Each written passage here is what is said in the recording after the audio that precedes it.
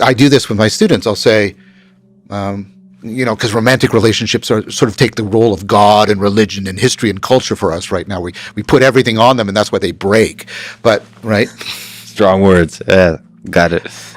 but I'll say to them, okay, how many of you are in really satisfying romantic relationships? Put up your hands. Then I'll say, okay, I'm now only talking to these people.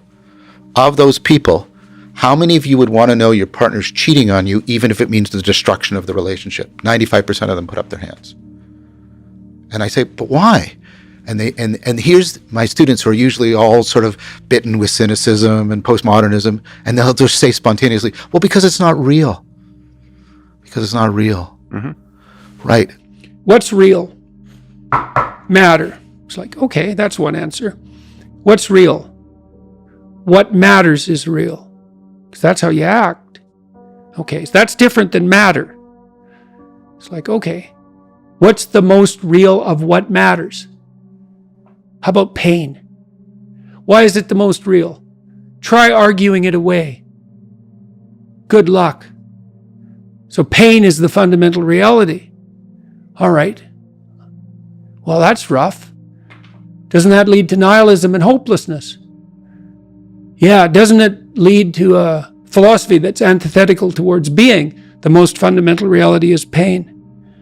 Yes. Is there anything more fundamental than pain? Love.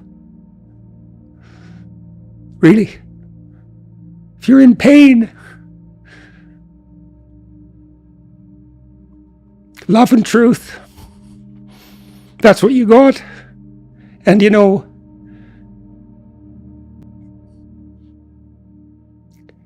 if they're more powerful than pain, maybe they're the most real things.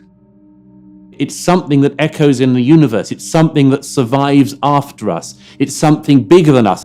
Is something like a glimpse of the eternal embedded in the finite. And we don't really understand the relationship between the finite and the eternal. And we certainly have the apprehension at times in our life that we're making contact with the eternal inside the finite. I think you get that in the face of beauty, you get that in the face of music, you get that in the face of love. And I'm loath to say that that's not the deepest reality. That if you just allow yourself to take it seriously for a second, it forces you to pause and think, like, what's going on here?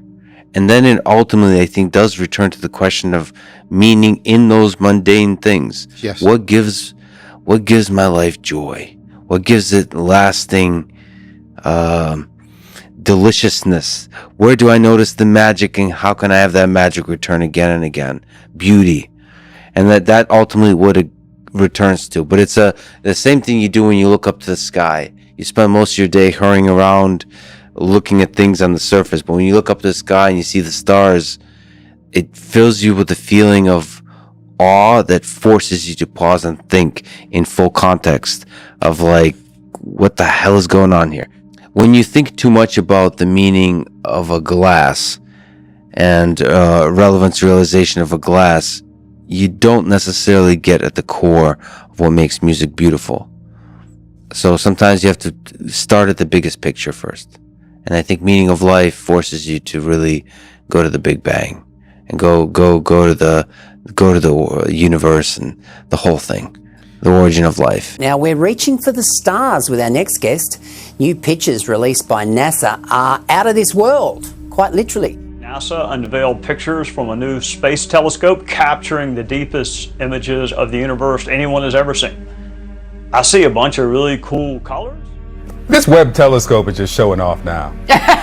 Look at this. I'm okay with it. The pillars of creation looks like an optical illusion. Images from the James Webb Space Telescope. This one shows two galaxies swirling in a chaotic object right in the middle there. This is 270 million light years away from Earth. So what's happening here? Well, these two galaxies, they're actually plunging into each other, and that's igniting frenzied star formations known as starburst. It's also creating new stars at a rate more than 20 times that of the Milky Way galaxy. Oh, that is amazing. That cool so stuff? Cool. I am fascinated by this concept of time, but you say the birth of the universe, which to me, I think, well, the universe had to have grown up. Well, you see, light has a finite velocity. Therefore, if you peer into the night sky, you're looking into the past. So the Webb telescope is a time machine.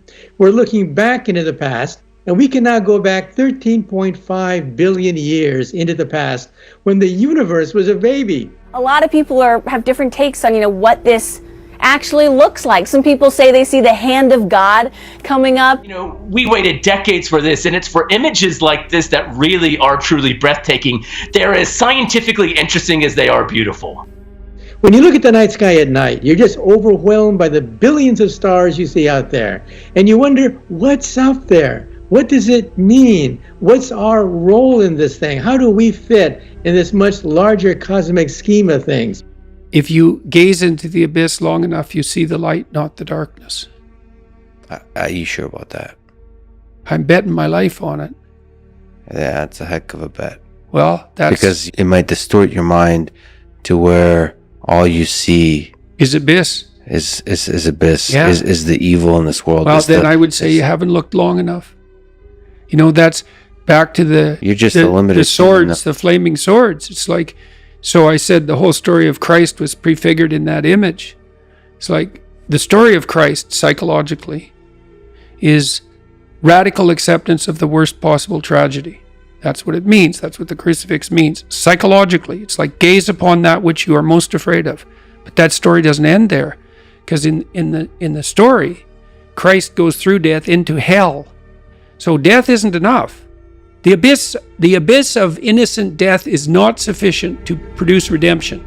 It has to be a voluntary journey to hell. And maybe that's true for everyone. And that's like, there is no more terrifying idea than that, by definition. Sometimes your gaze can be forcefully directed towards the abyss, and then you're traumatized. If it's involuntary and accidental, it can kill you. The more it's voluntary, the more transformative it is. And that's part of that idea about facing death and hell. It's like, can you tolerate death and hell?